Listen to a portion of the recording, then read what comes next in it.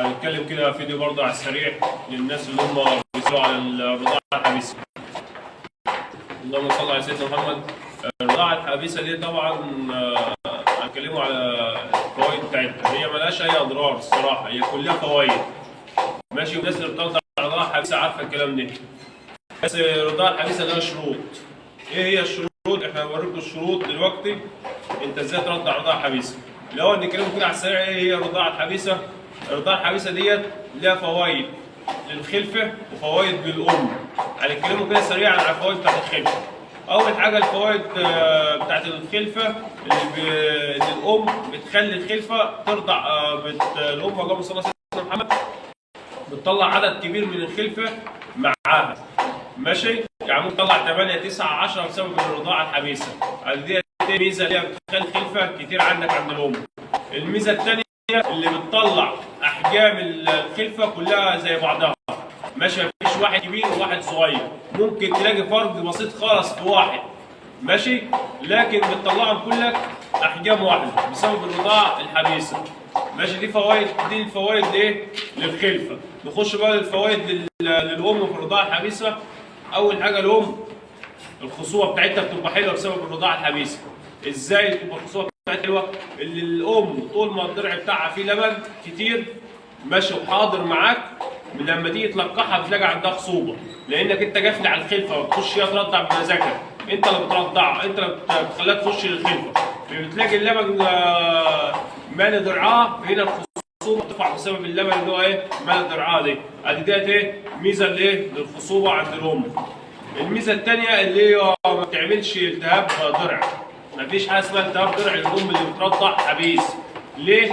لان الام لو انت اللهم صل على سيدنا محمد بترضعها سايبها كده مفتوحه تدخل مع نفسها، الام بترضع ازاي؟ الام اول ما بتحس اللي فيه حرقان في الضرع بتاعها بتخش عشان تفضي لبن الضرع وتستريح، فاول ما بتخش بتقعد دقيقه ولا دقيقتين ماشي بترضع الخلفه وتيجي طالعه. طبعا في دقيقه ولا دقيقتين الخلفه ما بتلحقش ترضع، هي بس اول ما بتدخل وتحس اللي هي خلاص ضرعها حست براحه الحريه راحت بتيجي طالعه.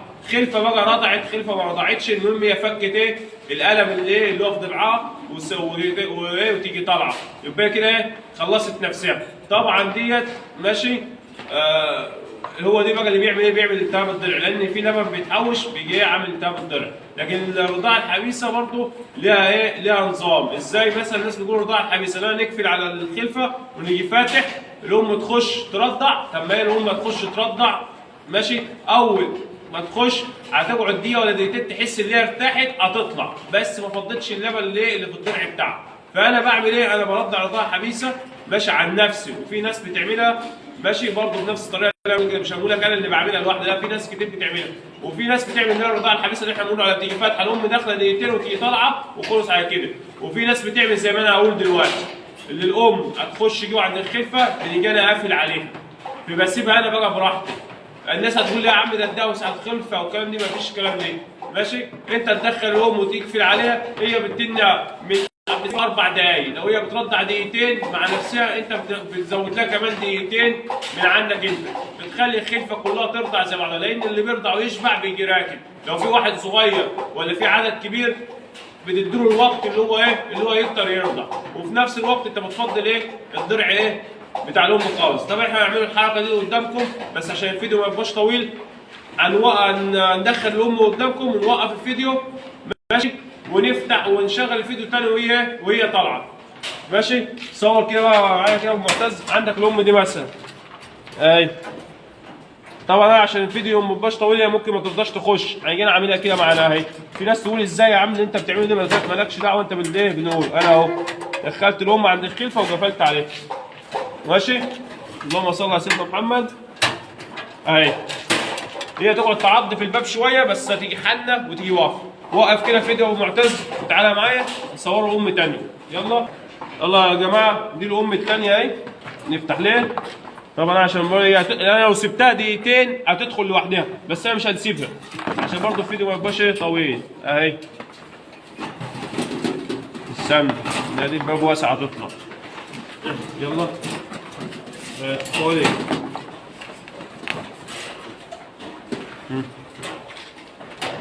واقف كده ومعتز نجيب ام تاني. يلا يا جماعه دي ام تانية اهي. ماشي. انا لو سبتها دقيقتين هتدخل، انتوا طبعا عارفين الام ما بتخش على طول. في حاجه تانية ابو معتز؟ يلا ادي دي ام تانية يا جماعه اهي. يلا حلوه. ما تخافوش من السويد دي، السويد اللي انت سواها دي ما تخافش منه، لان الام اول ما بتدخل كده عادي تدوس على خلفه. ماشي. ارجع كده ابو معتز معايا. وقف كده الفيديو. بص ابو معتز تعالى كده، بص تعالى بص الام اللي احنا دخلناها بالعافيه اهي، واقفه بترضع اهي. ماشي. اللي احنا دخلناها بالعافيه دلوقتي، الباب بتاعها مقفول يا جماعه، مقفوله، الباب مقفوله، هي خلاص حنت. صور الام دي برضه يا محمد اللي احنا لسه مدخلينها الشنشيله دي اهي يا جماعه، وقفت ترضع اهي، ده شنشيله جوه اهي. وقف الفيديو يا محمد تعالى الام. يلا يا جماعه. الامات دي الباب ديت ايه؟ احنا عاملينه جديد كده، الباب دي بيفتح لفوق كده. يلا حلوه. بيجي قافل على الام كده. واقف ابو معتز تعالى. ابو معتز دي الباب الجديد يا جماعه، سهل شويه اهي. الام دي هتخش لوحدها اهي. اهي. بيخبط كده على الباب بينزله. وقف الفيديو بقى وتعالى نشوفوا اول ام كنا ايه؟ مدخلينها، كانت بابيون. ايوه. وقف وتعالى. بصوا يا جماعه دي الام اللي هي اول واحده احنا دخلناها. بص الام بتعمل ازاي؟ هي كده خلصت رضاعه اهي. كده خلصت رضاعه عاوز تطلع. دور ابو محمد بس العيال بيرضعوا منها اهي. اهي. ماشي. هي بتبقى واقفه على الباب وفاتحه رجليها وعيالها بيرضعوا منها. ماشي. نقفل كده عليه. وقف بقى الفيديو كده يا محمد شويه. اللهم صل على سيدنا محمد. ادي اول ام يا جماعه رضعت. ماشي. هنفتح لها الباب اهي. يلا حلوه طلعت. قافل تاني وراها كده على السريع. استني بقى ما تعصبنيش بقى عشان كده ما يبقاش طويل. خلاص اقفل عليها. افتح كده على السريع. بصوا يا جماعه. بصوا. بص الارنب بطنه عامله ازاي. بص الارنب بطنه عامله ازاي. بص يا باشا بطن الارنب عامله ازاي. الارنب دي كمان شعره كبير في اللبن مش باين فيه. ماشي. بص يا باشا الارنب بطنه عامله ازاي. الصوره دي حلوه يا محمد. تمام. طبعا في ناس بتسال بتقول ايه، طيب يا عم احنا ايه بنرضع بالطريقه دي انت بترضع بيها دي، بس الارنب ما بيبقاش بطنه مليانه كده. ماشي. بص يا باشا بطن الارنب عامله ازاي. ماشي. الناس بتقول بقى الارنب ما بيبقاش بطنه مليانه كده. طيب ديت من ايه يا باشا؟ برضو ديت برضو بيدل على ايه؟ على العلف. بص يا باشا بطن الارنب عامله ازاي. دي برضو ايه؟ من العلف. ما هو في ناس بترضع كده اللهم صل على سيدنا محمد. معاك كام الام ديت؟ ادي 2 وادي 2 4 6 8 مرضعه 8 10 10. الناس بتسال بتقول طب ما احنا بنرضع الرضاعه ديت ومفيش ايه ومفيش اللبن دي برضه. الام ما بتعملش كده، الام ما بتعملش كده عشان العلف. ما هو العلف برضه دي العلف برضه دي ايه؟ عامل اساسي على الموضوع ده. انا معايا سلاله كويسه منتجه في اللبن ومعايا علف. انا كنت عامل فيديو قبل كده علف وسلاله وتهويه مربوطين ببعض. انا مظبط كل الكلام ده، مظبط تهويه وعلف وسلاله. عندي سلاله محترمه وعندي علف كويس بيخلي الام تديني ايه؟ اللبن اللي انا عايزه. ماشي. وقف الفيديو معتز وروح للام الثانيه. بسم الله. دي الام الثانيه يا جماعه. بص عليها كده. شايف اهي. هنيجي فاتح كده بسرعه. اطلعي. هي بتطلع اوتوماتيك لوحدها. نيجي قافل. ندي ايه؟ يكون معايا بتاع دقيقه مطلع الخلفه كده وبعضها. ماشي. صور كده ومعتز اهي يا جماعه. ماشي اهو. بص شايف بسم الله ما شاء الله. ما فيش ارنب في العمر دي كده بتبقى بطنه مليانه كده ما شاء الله. ماشي.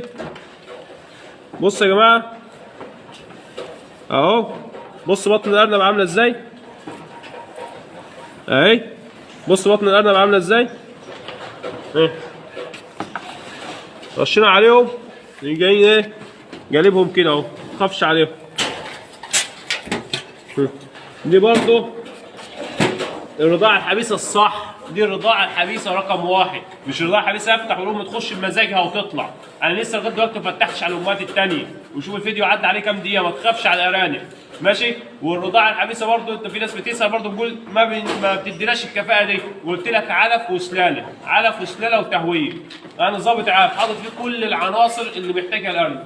تعالى يا محمد اقفل الفيديو. اطلعي بسم الله الرحمن الرحيم. ماشي اهو. بص يا باشا، بص يا باشا، شايف؟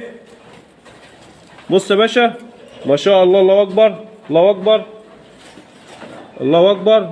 بص الارنب بطنه عامله ازاي؟ مفيش ارنب مش راضي. انا نتراهن في ناس كتير بتعمل. بص يا باشا الارنب بطنه عامله ازاي؟ في ناس كتير بتسال بتقول بتقول لا ده احنا لازم يطلع عندنا واحد واثنين مش راضعين. ما فيش حاجه اسمها مع الرضاعه اللي انا برضع بدري، ما فيش حاجه اسمها واحد واثنين. اهي انا بطلع قدامكم يعني العمليه ما فيهاش ايه، ما فيهاش حوار.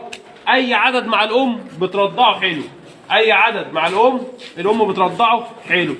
اصل حد يقول لي انا كده كده برضع 6 أو 7 أو 8 أو 10 بيطلع 2 ما فيهمش لبن، 2 خلفتين 3 ما فيهمش لبن، والتانيين راضعين رضعين طبيعي. لا، مع الرضاعه اللي انا برضع بيها ده ايه؟ اللي هو الحبيس دي الحبيس، مش حبيس يفتح الام تخش المزاجيه وتطلع، لا حبيس اقفل عليها صف درعها خالص.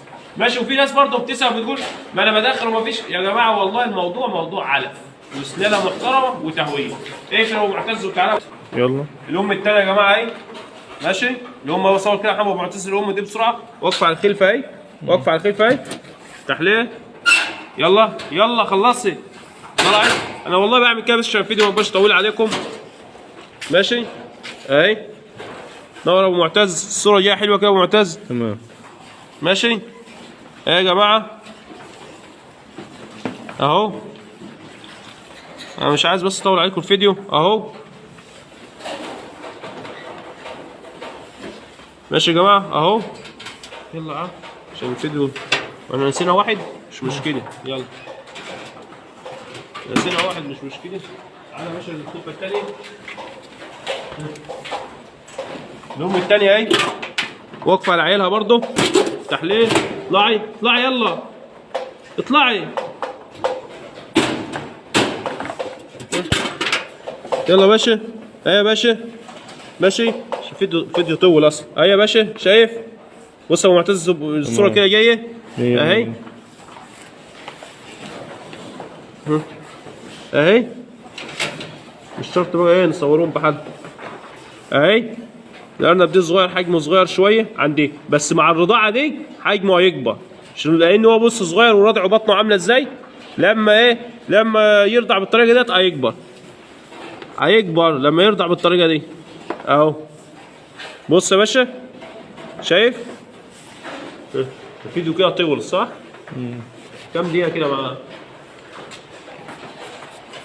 ماشي. معلش يا جماعة طولنا عليكم الفيديو ده، اللهم صل على سيدنا محمد، بس احنا عملنا على قد ما نقدر والله. هي دي الرضاعة الحبيسة الصح بالطريقة الصحيحة اللي هنقفل على الأم هترضع. كبير صغير هيرضع زي بعضه، الكبير بيرضع ياما عشان بطنه كبيرة، والصغير بيرضع بياخد كفايته عشان بطنه صغيرة. بس الصغير دي لو في الأم جايبة 2 صغيرين في عيالها بالرضاعة دي هيكبروا بسرعة وهيجيبوا الخلفة الثانية. هيبقى هيكون لأن هو بيرضع بياخد كمية لبن ياما. ماشي. بتكبره بسرعة وبتدفيه وبتدخله البروتين اللي هو عايزه في جسمه. الرضاعة الحبيسة هي دي الرضاعة الحبيسة الصح. بس الرضاعة الحبيسة برضو بتعتمد على علف كويس. عندك علف كويس ترضع الرضاعة الحبيسة الصح دي، لأن في ناس كتير بيقول احنا بالأم بتخش ترضع بيطلع خلفة رضعة وخلفة مش رضعة. يا سيدي الفاضل، يا إما الأم السلالة عندك تعبانة ما فيهاش صفة الرضاعة، ماشي، إنتاج اللبن، ويا إما العلف اللي أنت بتاكله مش كويس. بس كده. وربنا الموفق، ورب كل واحد ربنا يرزقه بالخير إن شاء الله. والسلام عليكم ورحمة الله وبركاته.